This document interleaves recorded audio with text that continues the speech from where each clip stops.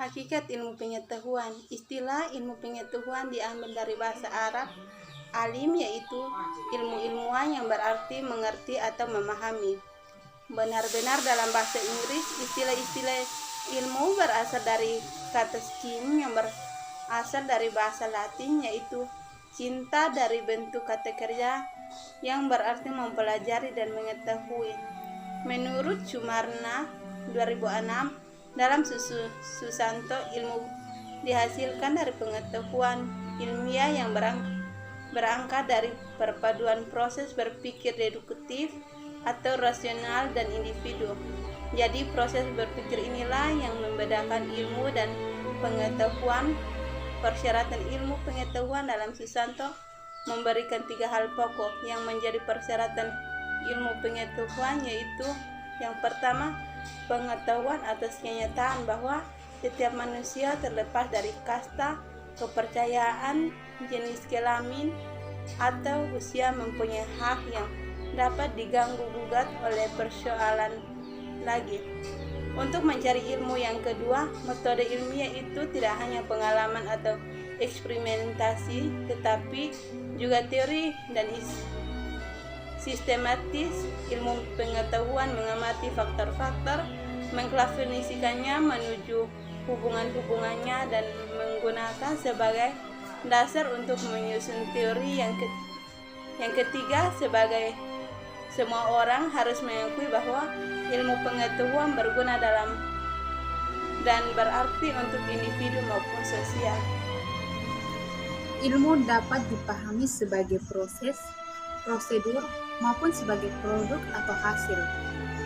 Sebagai proses, ilmu yang merupakan proses yang terdiri dari kegiatan-kegiatan mendapat pengetahuan, wawasan, dan kesimpulan. Sebagai proses, lahirnya ilmu merupakan hasil capaian dari proses yang panjang, melibatkan tindakan manusia dalam mengamati, mendekati, dan memahami objek atau gejala, alam maupun sosial. Sebagai prosedur, ilmu berkaitan dengan penggunaan cara yang ketat yang digunakan agar proses mencari ilmu dapat berjalan dengan baik. Untuk menghasilkan sesuatu yang benar, diperlukan metode atau prosedur yang benar pula. Prosedur yang membuat kita mengerti bahwa dibutuhkan cara-cara tertentu untuk mendapatkan sesuatu kesimpulan atau pengetahuan yang benar. Sebagai produk atau hasil, berarti ilmu merupakan hasil dari proses yang aktivitasnya mengetahui. Dalam hal ini, ilmu dikenal sebagai suatu hal yang sudah jadi yang didapat oleh kegiatan mencari pengetahuan atau kegiatan ilmiah. Produk inilah yang biasa akan digunakan untuk mendapatkan ilmu pengetahuan lebih lanjut yang digunakan agar secara praktis bagi manusia. Baik, saya akan melanjutkan materi, yaitu lapisan ilmu. Menurut Hidayat Natatmaja, menggambarkan dalam bahasanya sendiri mengenai hal tersebut, bahwa ilmu memiliki struktur, dan struktur ilmu itu memiliki beberapa lapis.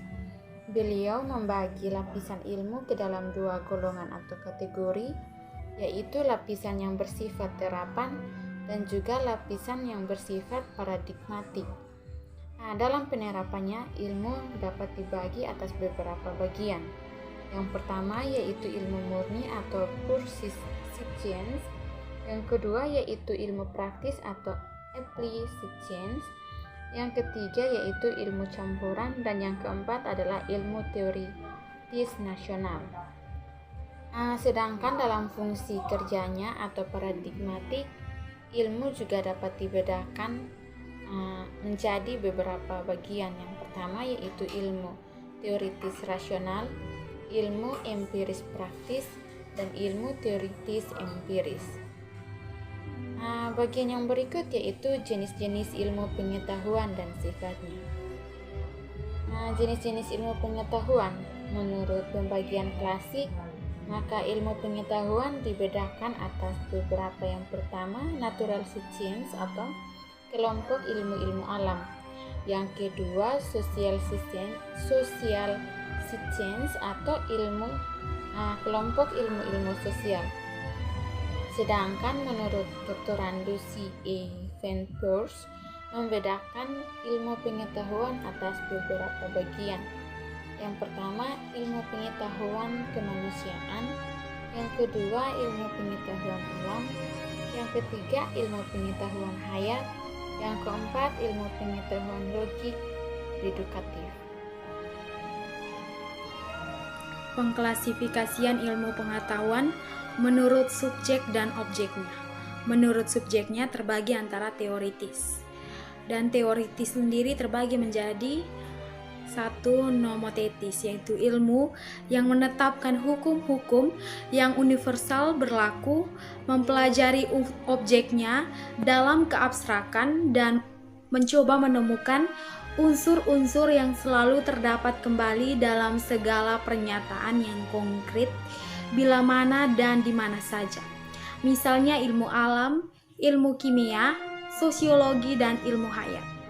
Yang berikutnya adalah ideografis atau ide, cita-cita, grafis, dan lukisan. Ideografis merupakan ilmu yang mempelajari objeknya dalam konkret menurut tempat dan waktu tertentu, dengan sifat-sifatnya yang menyendiri atau unik, misalnya ilmu sejarah, etnografi atau ilmu bangsa-bangsa, sosiografi, dan praktis. Yang berikut adalah normatif.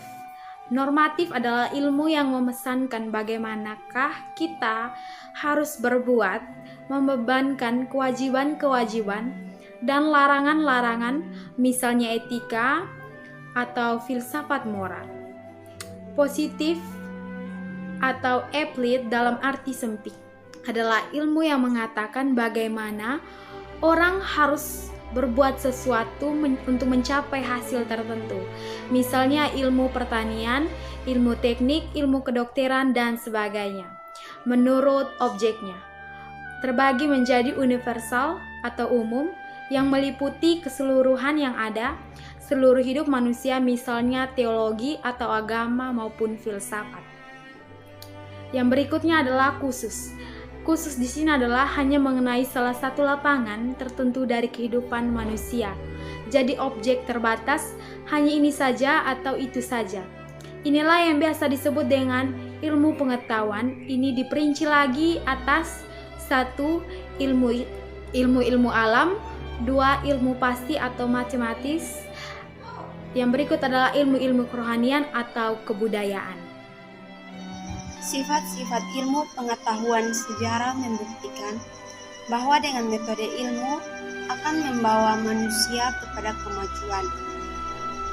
Dalam pengetahuannya, kemajuan dalam pengetahuan yang dihasilkan oleh ilmu itu memungkinkan karena beberapa sifat atau ciri khas yang dimiliki oleh ilmu.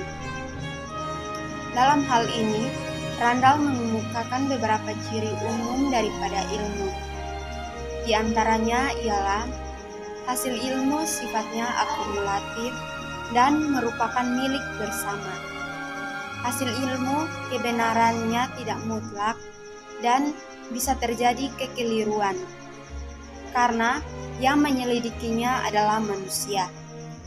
Ilmu itu objektif, artinya prosedur cara penggunaan mode ilmu tidak tergantung kepada yang menggunakannya, tidak tergantung kepada pemahaman secara pribadi. Ralph Proust dan Ernest van de Haak yang disunting oleh Profesor Dr. Andus Harsojo mengemukakan ciri-ciri umum daripada ilmu itu, yaitu bahwa ilmu itu rasional, bahwa ilmu itu bersifat empiris, bahwa ilmu itu umum, bahwa ilmu itu akumulatif. Ilmu dikatakan rasional karena ilmu merupakan hasil dari proses berpikir dengan menggunakan akal atau hasil berpikir secara rasional. Pada umumnya, orang-orang menggolongkan filsafat itu pasti ke dalam ilmu-ilmu pengetahuan. Walaupun filsafat itu muncul sebagai salah satu ilmu pengetahuan, akan tetapi ia mempunyai struktur tersendiri dan tidak dapat begitu saja dianggap sebagai ilmu pengetahuan. Batasan-batasan pengkajian ilmu pengetahuan. Nah, ilmu pengetahuan memulai penjelajahannya pada pengalaman manusia dan berhenti di batas pengalaman manusia. Ilmu tidak mempelajari ikhwal surga dan neraka, sebab ikhwal surga dan neraka berada di luar jangkauan pengalaman manusia.